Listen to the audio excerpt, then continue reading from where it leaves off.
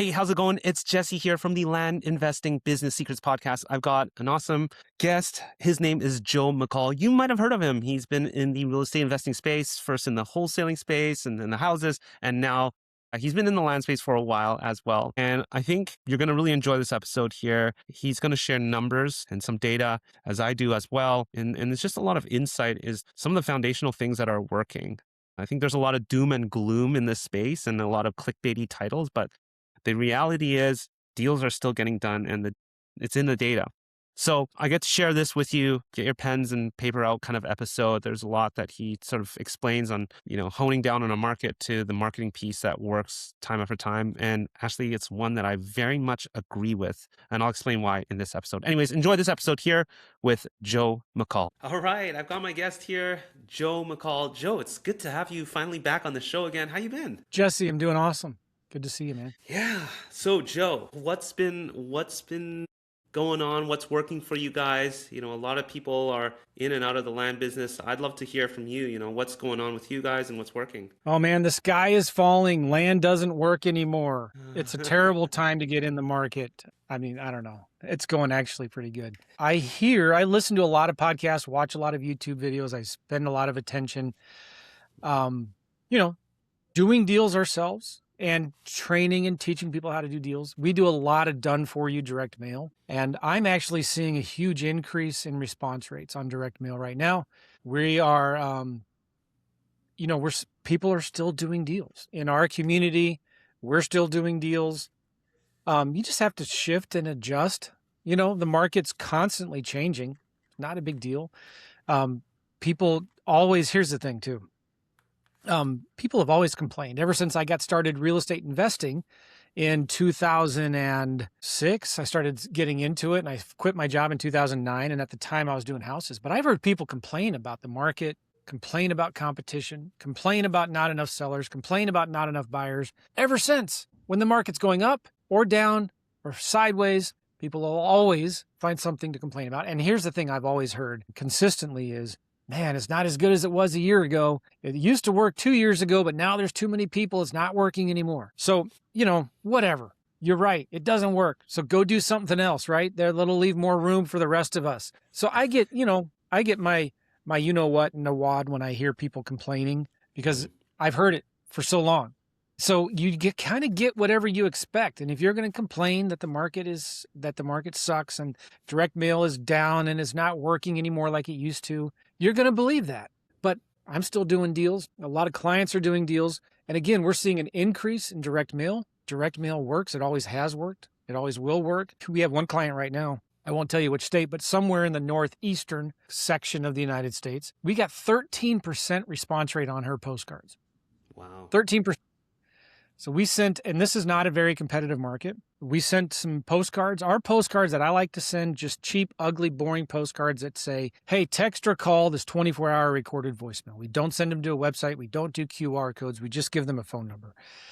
13% response rate. She had 370 leads sitting in her account in our CRM, and she was overwhelmed. So our biggest complaint with our done-for-you component, marketing that we do is their biggest complaint is I got too many leads. And I've always said this from the beginning, and I'm going on a tangent here because you just asked me, what are you seeing? And I'm going on and on and on. But I've seen a huge increase in response rates. I've seen still sellers accepting our lowball offers, And so it's important, though, that when the cheese moves, you move with it. There's a book, Who Moved My Cheese? So, you need to look at, and I've always done this, where in the last 90 days is all the activity happening? Where are people buying land right now? Not a year ago. In the last 90 days, you can get this on Zillow and Redfin.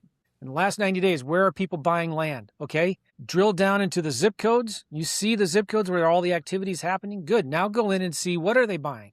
1/4 acre infill lots, 5 acre recreational lots. Okay, great. Fine. Figure that out. Then go find the people who own land in those areas and sell them and send them stupid postcards and get the calls. As the calls start coming in, talk to people, make offers, follow up. It's fundamentals, basic 101. It's always worked and it always will work. There's nothing, it's not nothing magic, no science about this. It's very simple math. Does that make sense? No, for sure. You mentioned a lot there, but there's a couple things I picked up. Sorry. Things. No, you're good. Clearly, you're very passionate about this, and I Yes. can relate to you because, With our end too, with Pebble, we see the data, and I put out a blog post literally showing, charting the sheer amount of mailing that has declined, but the rate of deals done per mailing has gone up. Oh, It looks yes. like this, which Yeah. is so funny. But anyways, I you want to mentioned, see that. Is it on yeah, it's on our pebble.com? blog. Yeah, I got it. I think the title is like "Mailing is Making a Comeback" or something like that. Oh my gosh. I'm looking right now. Let's go, No, Jessey.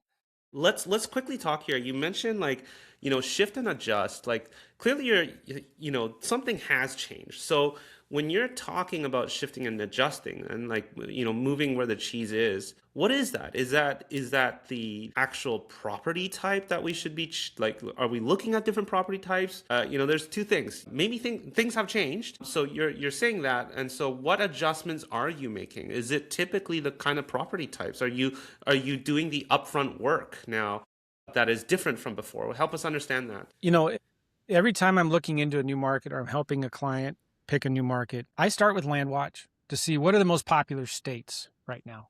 And there's a button on the filters on Landwatch at the very bottom. There's a button that says properties listed in the last 60 days, or where the status has changed in the last 60 days. So I'm start with that.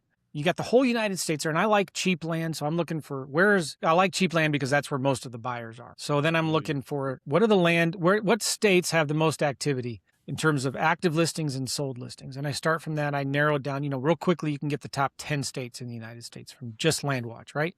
And then you drill into each state and you get the top counties, and it's all ranked from most active counties to least active counties, right? So then I write down the top 20 counties in each state, and then I go to Zillow or Redfin, and I just say, all right, in each of these counties, show me how many solds in the last 90 days. Okay, that's it.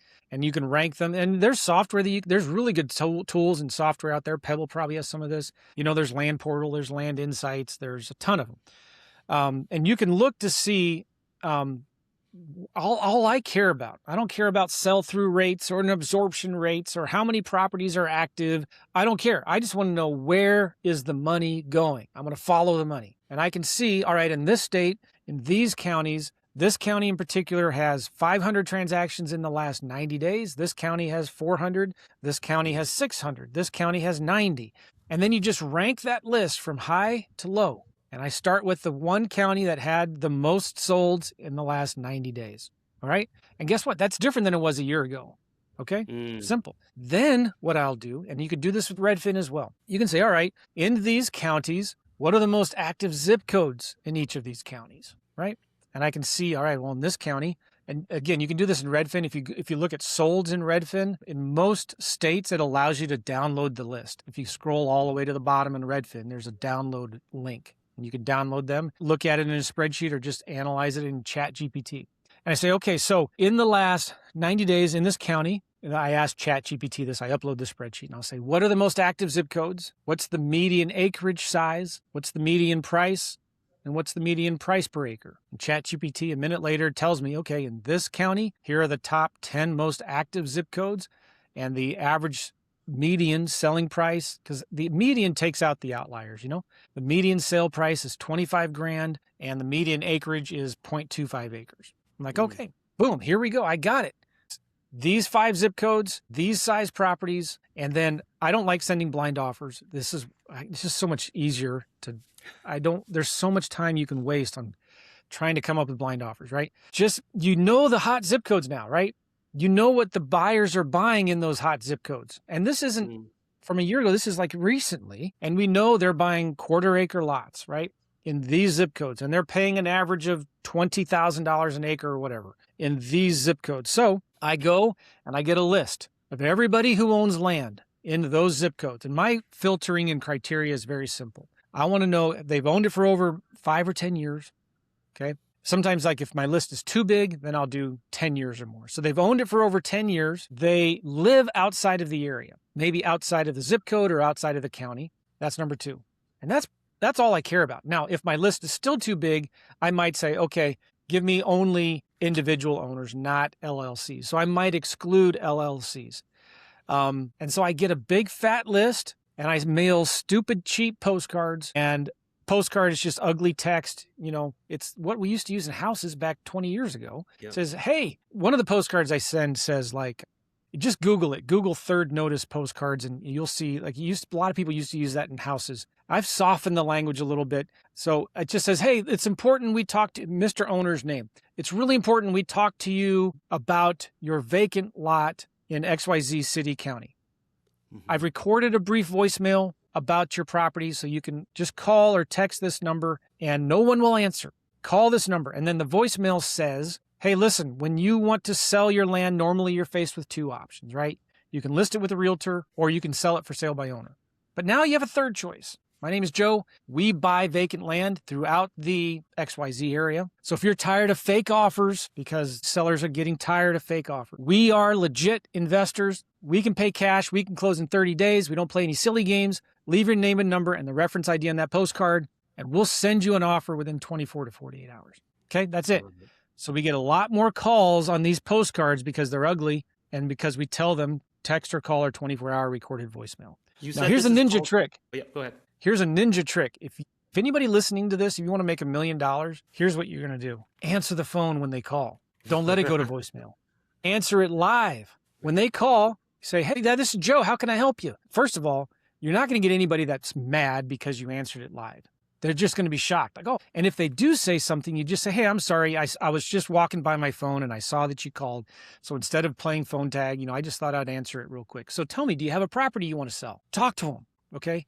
It's called, remind me to talk about this. I wrote a book a long time ago called Brilliant at the Basics. And I've seen this work in hot markets and cold markets. If you want to make a lot of money in this business, just learn to be good at the basic things, like sending simple direct mail, like answering the phones, like talking to people, like making offers, a lot of offers, and doing a lot of follow-up. So they'll call or they'll text, they give me the reference ID, and then I look the property up.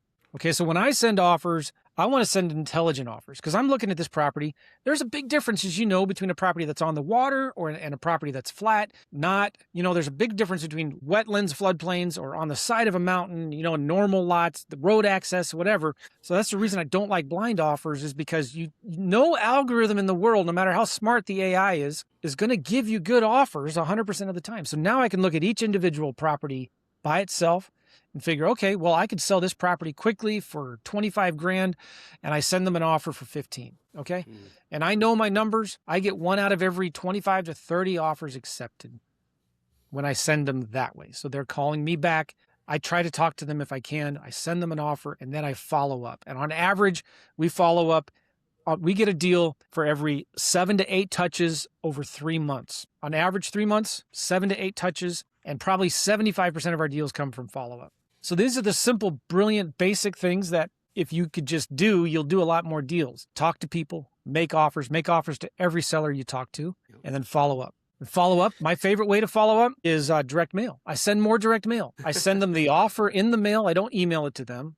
I will email it, but I'm also going to send it in the mail. I'm going to call them. I'm going to text them. I'm going to ringless voicemail them. I'm going to email them. I'm going to send them something in the mail every single 30 days. And I know with Pebble, you can do that automatically. Just click a button and you can schedule follow-up mail for the next 1 year, right? Every 30 days, send them another offer, send them a postcard, send them a letter. But people are lazy. They're afraid to spend money on direct mail. They don't want to do that. That's why you're seeing direct mail going down and response rates going up because there's fewer investors doing this because they think it doesn't work. Fine, you're right. That's why we started this call with, you're right, it doesn't work. Go do something else, right? Go flip houses. Go flip storage units. Go back into crypto or do something. Well, you're right, land doesn't work. Hold on. You covered a lot there. There's a couple of things I want to pick out there. You mentioned, first of all, in terms of specifics, you called it the third notice postcard. If people Googled that, could they find that? Is that what you called it? Is that why it's called the third notice postcard? Well, okay. It's funny because if you Google third notice postcard, you'll see a lot of like local news stories back in the day, probably 7, 8, 10 years ago. Investors were sending millions of these postcards to everybody and their grandmother back then. It was a real popular postcard back then. And it really makes a lot of people mad because the postcard said, hey, we've been trying to call you. It's really important. This is our last and final notice. You must call us right now. And then the postcard also said, don't say this. Don't tell anybody. It said it was just obnoxious. Got you. And people would get these postcards and they would be furious and they would call the local news stations. They would call the real estate commissions. They would call the Secretary of State, And so you'll see a lot of really angry, threads discussion threads and forums and even local news stories on these wholesalers that were sending this third notice postcard. But anyway, the point of the matter is, if you look at the postcard, it really worked. You got a lot of calls. So I just took that postcard and softened the language. And in fact, I don't even say third notice anymore. I'll just say urgent notice on very bold at the top, right? And the postcard doesn't say why we're sending it to them. It just says, it's really important we talk to you about your quarter-acre lot in city, state, county, right? So just call this number, listen to our voicemail. But I took away the language that said, don't tell anybody about this, keep it a secret. We've been trying for hours to reach you, because that wasn't true. That's what the old postcard said, right? But the curiosity is really high, and they call because they know no one's going to answer, and they think it's going to go to voicemail, and it usually does, right? So that's it. And you don't even have to use that. You could be more direct. You could say, hey, here's the thing, the uglier the postcard, the better. So stop putting glossy pictures on it. Stop giving them websites. Just give them one CTA, call to action. Give them a phone number. But you could tell them on there, listen, if you want to sell your land, text or call this number and we'll send you an offer within 24, 48 hours. Okay, you could do that. You won't get as many calls. But again, on average, we are seeing with our postcards right now, at the low end, 2.5% to 3% response rates, which means if you send out 1,000 postcards, you're going to get 20 to 30 calls. All right. So you heard about the postcard that Joe is talking about in this episode. I will talk about it later in this episode, how I'm also a huge advocate for postcards. And I believe there are some major reasons of why it worked. In fact, I ran a whole webinar. I won't be running it again, maybe for a while. It was called the Winning Postcard Framework. If you want to learn more about that, shoot me a message. Just head over to our website and book a demo with me. But also, if you want to use the postcard he just mentioned, the text on there, we're going to put this right into the library of the Pebble template. It's not a secret message or a secret postcard. It's one that works very well for Joe, just plain text. And I haven't tested enough against just plain text, although I'm showing you, this is my very first postcard I sent out there, and it was just text. Anyways, so if you want to check it out and send out your mailing campaign at some of the lowest rates with no minimums and be able to track every single piece and get it out in the next business day, you literally could pause the show and get these postcards out. Head over to pebblerei.com and open up a free account and get your mailing out. There's no charge to that other than you've got to pay USPS and the printouts. There's nothing that comes through to us, but you can get your mailing out today, and you'll see how easy it is to be able to just choose a template, upload your list, whether you get it from Land Insights, Data Tree, wherever you get your data from Land Portal. It comes in and out it goes. That's how easy it is. Now, if you want to hop on a call with me and have an understand which size postcards outperform everything else by X, including letters, head over to pebblerei.com as well. And there's a book a demo. Let me know. Jump on a call with me. I'd love to share some of the insights I know when it comes to postcards and the data behind it. Anyways, I'm going to let Joe here continue the show. Cheers. Yeah. And then on the high end, we're seeing 10 to 15% in some markets that aren't as competitive, right? And that, when you compare that to houses, when I was doing houses, I was lucky and happy if we got half of 1% response rate on marketing, right? So now we're getting on the low end 3%. And, I will admit there was a dip, a couple years ago because there were so many people doing land, but now we're seeing it come way back up. And just direct mail works. We're getting a lot more calls now on our direct mail. And if you set it up with the right CRMs and systems and tools, like your kids could do this, right? Your kids could listen to the voicemails and then send them an offer. So it's, does that answer the question? I'm just so excited. I'm talking about, I'm rambling on and on. You mentioned here, really quickly, you like to really hone in on your areas down to the zip code. So when you're honing down to a zip code, how many zip codes are you sending out? Let's just say one zip code. How many pieces for a zip code? So it kind of gives us an idea of the size here. Yes, of the I'll answer that. Let me say something first, though.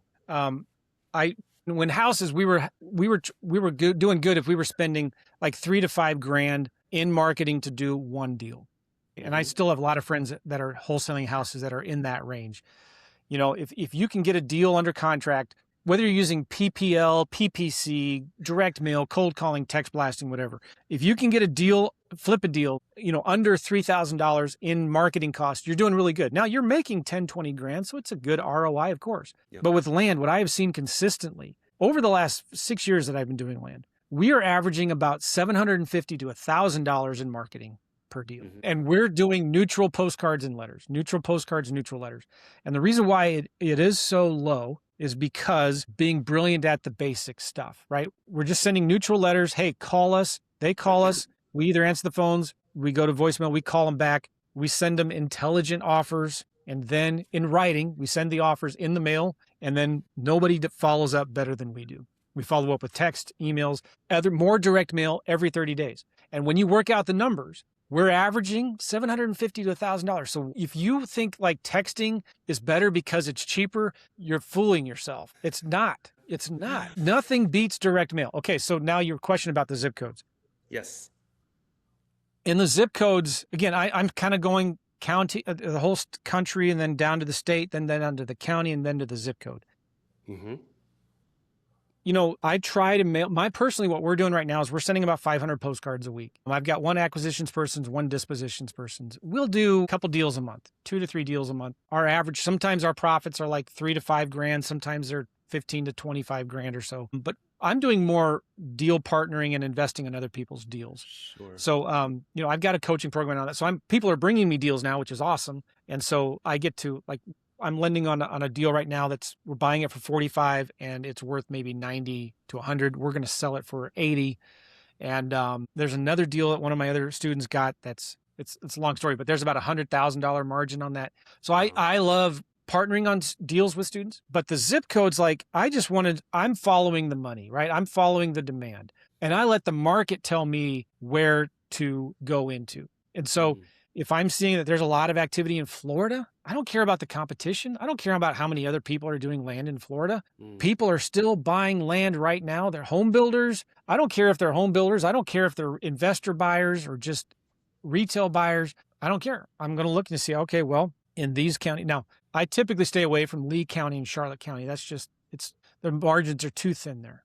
But okay, so maybe ignore the top 3 zip codes, maybe ignore the top 1 or 2 counties. But there's so much activity right now going on in these counties still. And so then I'm going to drill down into zip codes, and I might be in, if my budget is sending 500 postcards a week, which is about $2,000 a month, which is about $1,400 or $1,500 a month on direct mail. So I may be just in 1 or 2 zip codes at a time. I never mail the same area more than once every 3 months. Okay. So it just kind of depends, right? And I'm usually only in 1 or 2 states at one time. Yeah. Does that make... Hopefully that helps. No, that's great. Joe, one thing I think we can strongly agree on a lot of things. And maybe some people might think, well, because you guys handle mailing, that's why you're saying that. I mean, of course, yeah. Whatever. I will talk about hardcore data. If anybody wants to sit down and call me, talk on a call, I can pull out the data here for you. But one thing that I was going to strongly agree with you on is postcards. Now, one of the things I've seen over the many years, I still have my very first postcard. I keep it on my desk. It's not the original one. I printed it out and I folded it like this. But this is my very first postcard back in 2018. 500 of these landed me 3 deals. And anyways, I've always been a huge believer in postcards, but it seemed like a lot of people were not doing postcards.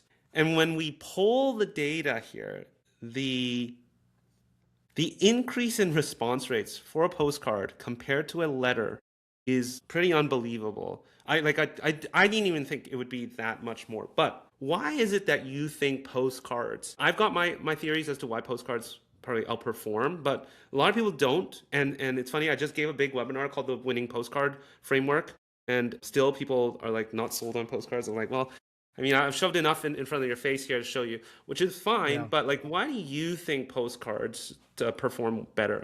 I don't need to be like pushing an opinion here, like I see in the data. Well, I think the simple reason is people open their mail. People still open their mail. I know some of you guys that are in your 20s are like, you guys, you boomers, you have no idea what you're talking about. Okay, whatever. You're right. We don't. But people still open their direct mail. Okay. And maybe they don't open it as frequently as they used to 10 years ago, but people still open their mail. And many times they open it over the circular file, the trash can. And so with a postcard, it's like they can read it without opening it. Right. They can just read it. Oh yeah, okay. And then they put it on the good pile. And then sometimes a letter that looks like it comes on a letterhead, looks like spam. They're not going to waste the time of opening that. So it just gets it's easier to read a postcard, right? And the worst thing you can do, again, I've said this a million times and people don't believe me and they try to make it cute. They add a logo, they add a picture, they make it glossy and make it colorful. Like realtors are the worst at this. Just look at whatever marketing direct mail a realtor's doing and do the opposite. The ugly text only postcards work the best. If you don't believe me, just test it for yourself. That's really the only way that, you can look at this. But Jessey, your company probably sends hundreds of thousands of pieces of mail every month. So I don't know. I think maybe it'd be a good idea to listen to somebody who has a company that sends 100,000 pieces of mail a month. Yeah, okay, he makes a little bit of money when you use Pebble, when you do direct mail inside of Pebble. I know Jessey. I mean, if texting worked better than direct mail, Jessey would be the first one to tell you. I would be. You know what? Technically, the mailing is a complete wipe. It's all to USPS and the printouts. I want to say it, clear the record here. There is no problem. The only thing that we make on is the software that we built. So, I'm glad we could get that on. Like, I haven't really talked much about postcards on the show, and it's like I've had guests who've come on and talk about it. But now that we pulled the data, we see the exact same thing when it comes to postcards. So for those of you guys and who are listening, it keeps on getting better and better, Jessey. Because if you want to see, I think one of the reasons too is people are leaving the land investing business. But it's not just land. They're leaving houses. They're leaving commercial. And you can see the same trends in realtors. Like there's ways that you can, I don't know where, but there's companies that track how many realtors are coming into the market, right? That are getting their license, renewing their license, not renewing their license. And you can see it goes up and down with the market. And so you can see a decline in new realtors coming into the market and an increase in realtors leaving or however. And so that tends to follow the investor market as well. And so when YouTube University was a big thing 3, 5, 6 years ago, right? There were tons of these gurus on YouTube. God bless gurus. I have no complaints of gurus because I guess I am one now. But like everybody was following these gurus and like there was all of a sudden tons of people in the market. Well, it's not as sexy anymore, right? There's a new thing, maybe AI or crypto, or there's always something new. And so wholesaling, whether it's houses or land, isn't as sexy as it used to be 3, 4, 5 years ago. Well, what's happened is now a lot of investors have quit. They just gave up. They've left. They're now chasing some other shiny object. Okay, fine. There's just a huge, wide open opportunity right now. Keep doing the boring thing that works, hey? Yeah, it's being brilliant at the basics. And I think that's what this whole show has been about. It's just drilling on what we heard. I mean, when I first came into land investing, there's really no difference other than, yes, I do agree with you.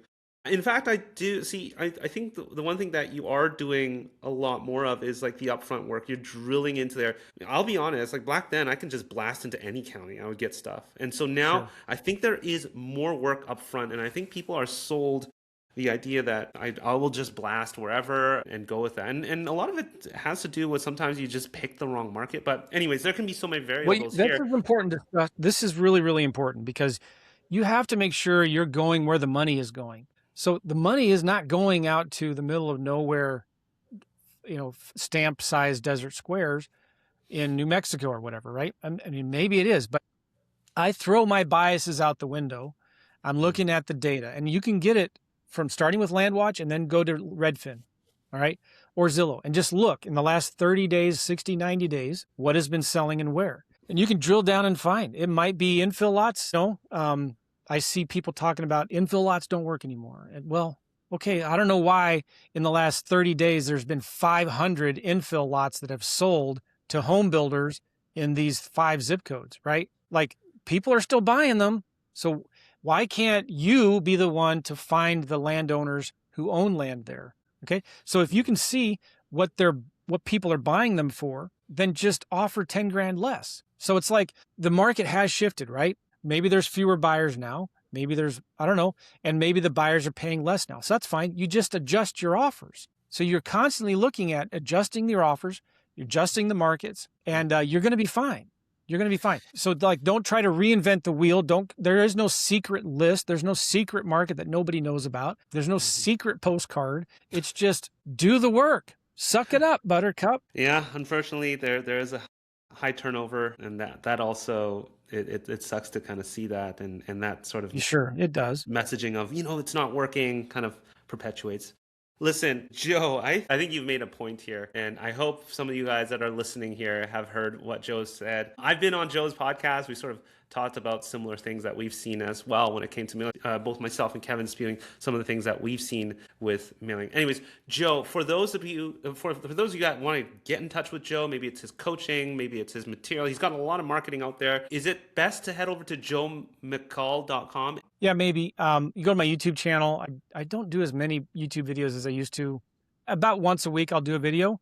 So go to YouTube, do a search for Joe McCall. I do have a book if you're interested, Flip Dirt, Not Houses. If you go to flipdirtbook.com, flipdirtbook.com, check that out.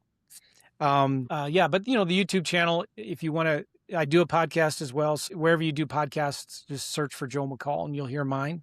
You'll hear my rantings and ravings a little bit. I'm excited about this market, man. I think there's so much opportunity. When I was I got started in real estate, I quit my job in 2009. And remember at that time, the market was free falling. Everybody was running to the hills. And I'm like, I'm wiping up, I'm killing it, right? I'm doing so many, at the time it was houses. And during that time, from 2008 to 2012, when the market really dived and then it started climbing back up in 2012, I knew so many people that were doing deals, even back then. But you know what they were doing? Is they were the same thing we've been talking about. They were following the demand. They knew you could go into the data and see, and this was with houses back then, they're saying, all right, well, people are buying rental properties in these zip codes. And then they would realize at the time it was hard to get financing. So these wholesalers that were actually doing a lot of deals back then were then packaging deals. They were getting creative. They were like saying, all right, here's a property that you can fix up and rent. And here's a lender, here's a bank that will lend on this deal. Yeah. And so there were a lot of people wholesaling houses back then. And so it's like, you got to like believe, I guess, that it works and find where are people buying land right now and what are they buying, and then go get it for them. One more thing, and I'll say this. It's always easier to sell what people want rather than what you have, right? So picture you're in New York Times Square, and why you'd be there, I don't know. I do not like going there, and you're walking around and you got a pizza, and you're trying to sell this pizza. People are going to think you're weird. Like, why would I want to buy your pizza, right? You can say, well, it's really good, and it's not hot anymore. It's cold. But imagine instead you went around with a little thing of paper and you started taking people's orders. You say, hey, are you hungry? Would you like me to go get you a pizza? What kind of pizza would you like? Okay. What pizza restaurant do you like that's, I think there's a pizza place there in Times Square called Joe's Pizza or something like that. And I was all excited. I was going to go there because everybody's talking about it. And the line was literally 2 miles long. So I was like, well, okay. So you find out what pizza they like and what do they like on it. Okay, great. And then you go get it for them and you come back. Do you think it's easier to sell people what they want or rather what you have?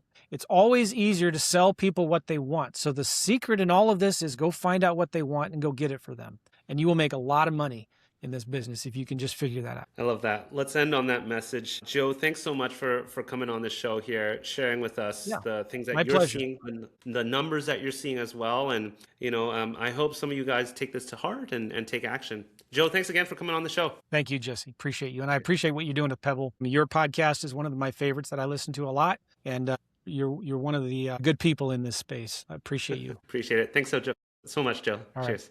We'll see you guys. Okie dokie.